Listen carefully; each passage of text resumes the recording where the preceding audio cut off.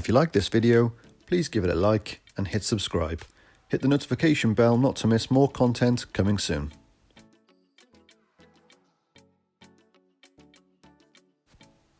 And welcome back to another episode of FPL Squad Picks. It's Game Week 35. In this video we're going to take a look at my review points from Game Week 34, some transfer options, take a look at this double/triple game week, and then we're going to have a look at hopefully some team selection and captaincy, although I think this week is going to come down to the wire. So let's jump in.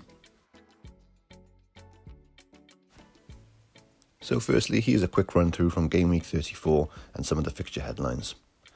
Started off with Southampton versus Leicester, an entertaining first start where Southampton went down to 10 men, seeing an early red card, but still not giving up the fight and managing to get a goal, put Leicester on the back burner until late on when Evans secured a header for the draw.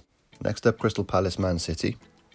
Only a 2-0 in this one, Crystal Palace managing to hold out for only 2 goals against them in this fixture, which saw Aguero back in the team and back amongst the goals, showing everyone that he still has that touch of class. Next up we have Brighton versus Leeds. Brighton managing to keep a clean sheet against a very attacking Leeds team. Leeds really look like they're missing their attacker Rafinha and missing a lot of goals up top with that.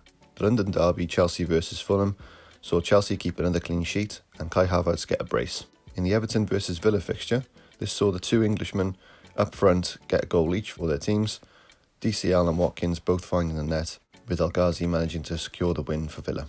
Arsenal managing to keep a clean sheet and overturn Newcastle with 2 goals, with Aubameyang amongst the goals again.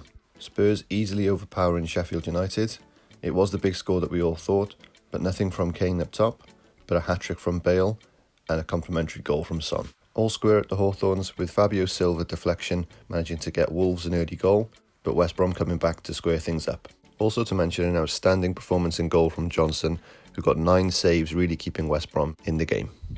Finally, Burnley versus West Ham. Wood scoring again, but from a penalty this time, and Antonio back in the team, along with Cresswell, saw Antonio score a brace. So here's how my Game Week 34 squad set up, and here's the points that I scored for this game week. Even though with the disruption from the Man United-Liverpool fixture and having 3 players miss out, I still managed an over-average score of 47 points, which gave me an overall green arrow, so pretty pleased with that considering obviously we had so much disruption. And I think a lot of teams suffered from this, but having some playing options on the bench meant I had some points to come in and rotate for those players that missed out. Starting with the Chelsea fixture was a little bit frustrating considering Mendy got a clean sheet and having 2 other defenders from that squad, but Alonso missed out for only a cameo appearance, which I didn't think really would happen, but he did come on for a very small amount in the end of the game, which meant he only scored the 1 point. Tuchel did mention that Rudiger was out for this fixture due to a small injury, so he did go third option on the bench, knowing that he wouldn't be playing quite late on in the day. Since then he has played in the Champions League game, so I think he should be all good to start in the next fixtures when they're trying to secure a top 4 space for next year, even though obviously they do have the option of potentially winning the final to be able to get that next year's Champions League spot.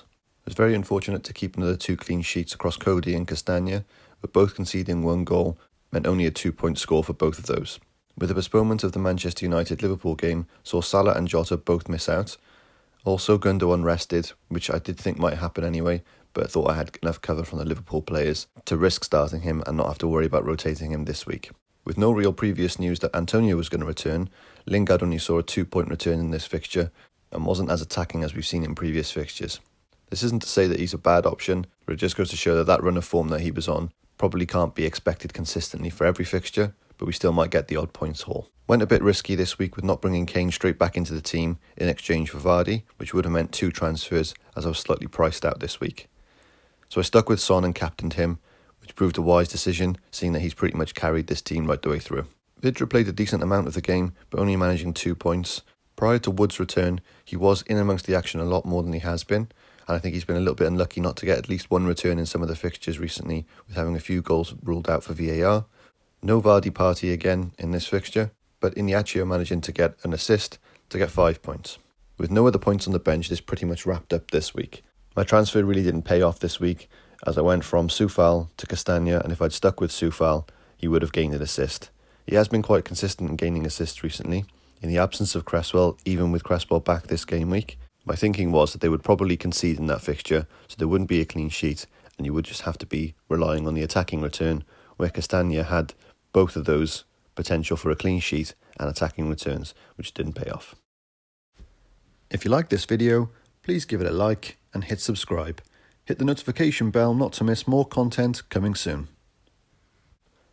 So here's my team as it currently stands for Game Week 35.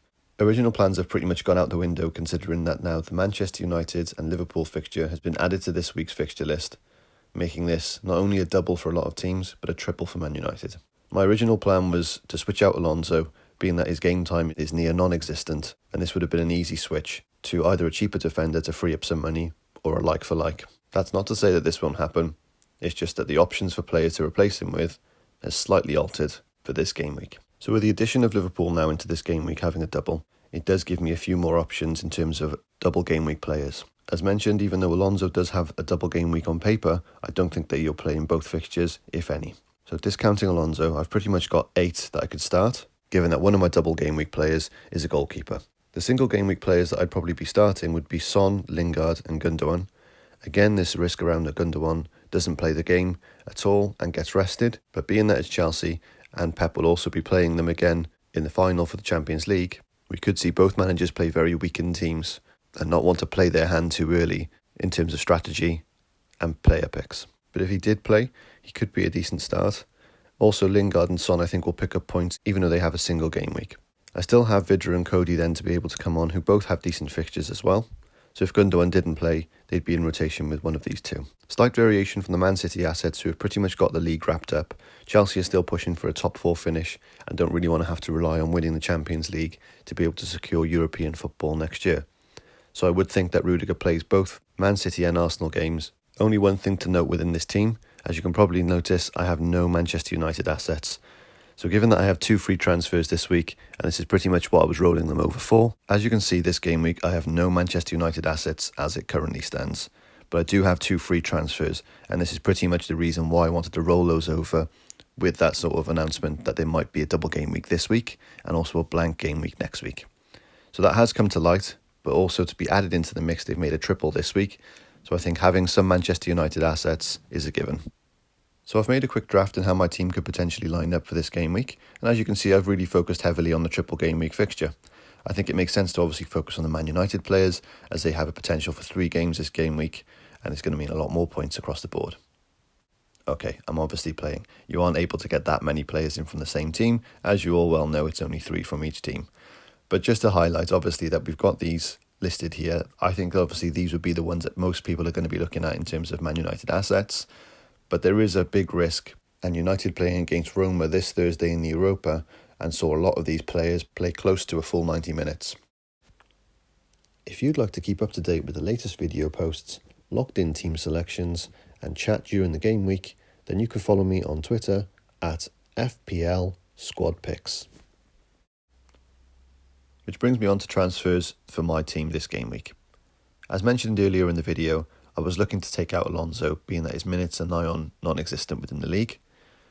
I was potentially looking to free up some money in my original plans to potentially then bring Kane in for Vardy after this game week, being that Leicester have a blank in game week 36. But given that there's been a triple added to this game week with Manchester United, I think obviously it makes sense to bring in a United player.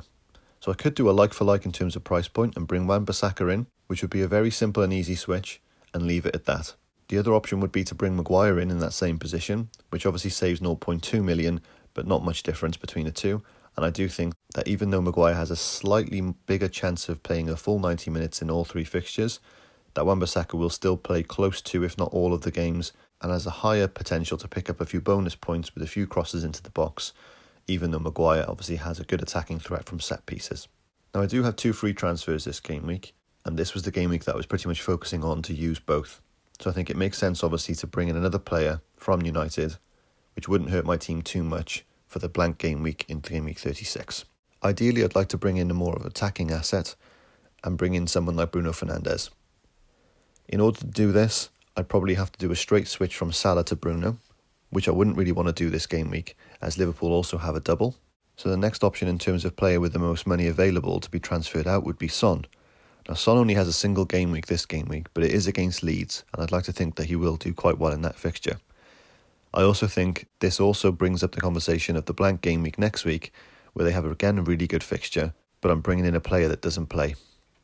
So it's almost booking in a transfer ready for game week 36. That being said, if I was to make those two transfers and bring Wan-Bissaka in for Alonso and Fernandes in for Son, as you may have worked out from my funds, this isn't possible due to me being minus 1.7 million out.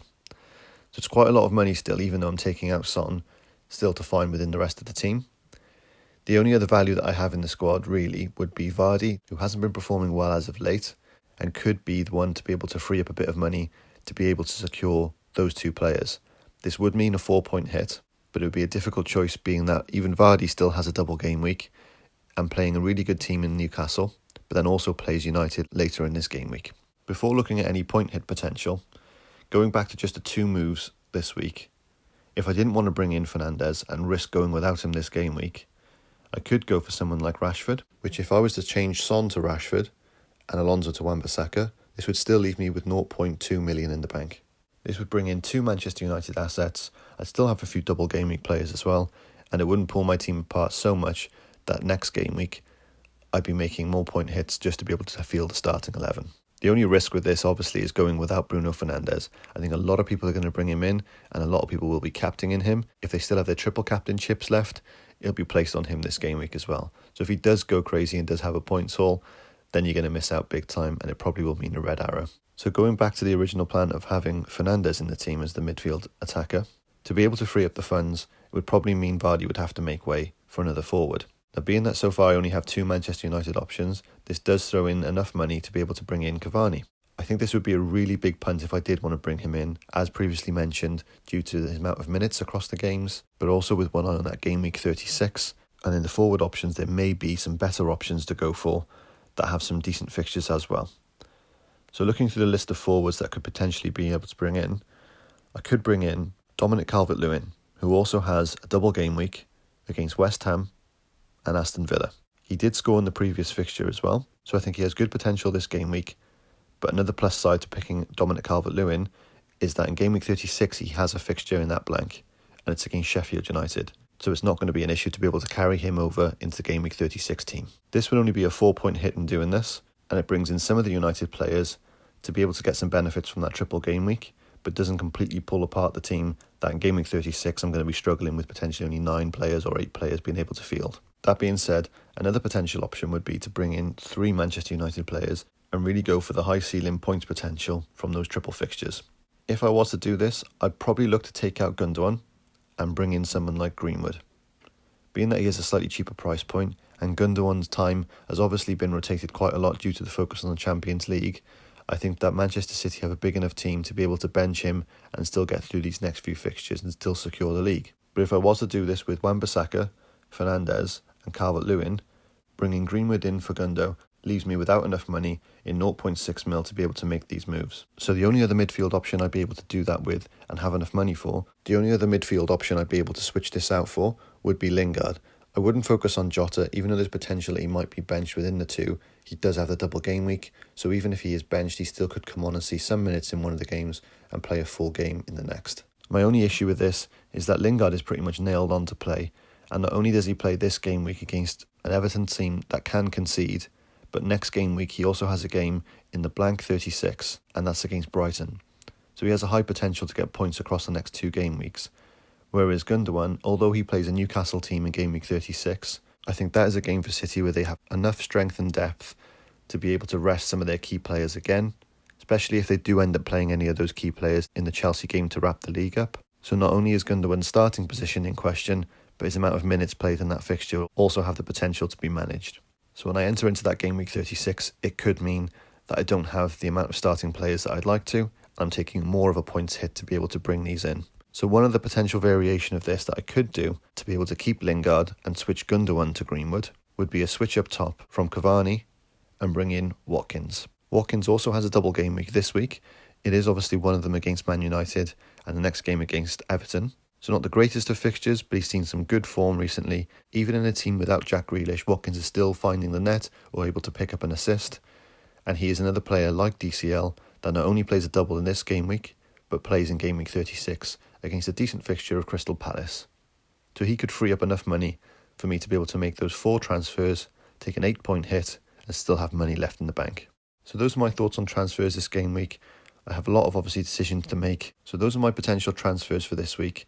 and I have a lot to think about before the deadline this coming Friday. If I did take an 8-point hit this game week, being that 3 of the players bringing in obviously have the potential for a triple game week, it could mean that 8 points isn't as bad a hit as it originally looks, being that they will chip away with those points from appearances, and hopefully if they get any returns within the game, that 8 points won't seem as drastic. But being that I have one eye on the blank game week 36, and by going with this setup leaves me with only about 7 starting players and only 1 free transfer to be able to rectify that, I'd have to take more point hits next week. So I think that's going to be one of the big deciding factors for me, is if I can get away with the team this week and be able to field a decent team next week, then I could go for those big point hits this week and take another point hit next week. If I'm taking both an 8-point hit this week and potential for another 4 8 points next week, are the potential attacking returns from these players going to be enough to be able to cover that potential 12 to 16 points in hits that I've taken across the 2 game weeks?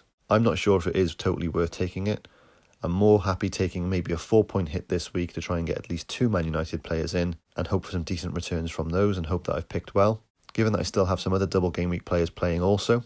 And then next week that leaves me then with a potentially 8 or 9 players that I could field with a free transfer to potentially sort out a 10th player, or even take a points hit then to get a full starting 11 out in the blank game week. In terms of captaincy for this game week, I think everyone is going to go for Fernandes. So if you have him in your team, I think it's a great option to be able to bring him in. So if you have him in your team, I'm sure that he'll be the one that everyone will be looking at as captain choices. You could go completely differential across any of the other United players and hope that they also get some good points hauls, someone like Rashford or Greenwood. Anyone looking outside of the Manchester United fixture, there are some other good players to be able to pick from. Even Salah is a good option against the Southampton team and then United, where he has previously scored in both those fixtures. And the same goes for the Leicester assets in Iheanacho or Vardy, playing a Newcastle team that are struggling to keep clean sheets, and then against a United team that they've also both performed well in previously. So I hope that's helped in terms of talking through the United players and what assets could potentially be playing a full 90 minutes across the 3 fixtures, and also looking at a bit of the rotation from the Europa League game and their potential for minutes in the Premier League. I think a lot of other FPL managers, I'm going to be scratching my head till the last minute of the deadline, but hopefully that's given you some good points to think about, and also just to bear in mind that blank game week in 36, have a little look across, see how many of your team start in that game week and what it'll take to be able to field a decent team for that one, and hopefully that will help in your decision making for potential points hits this week and bringing in those United players. If you like this video, please give it a like and hit subscribe. Hit the notification bell not to miss more content coming soon. Thanks for watching.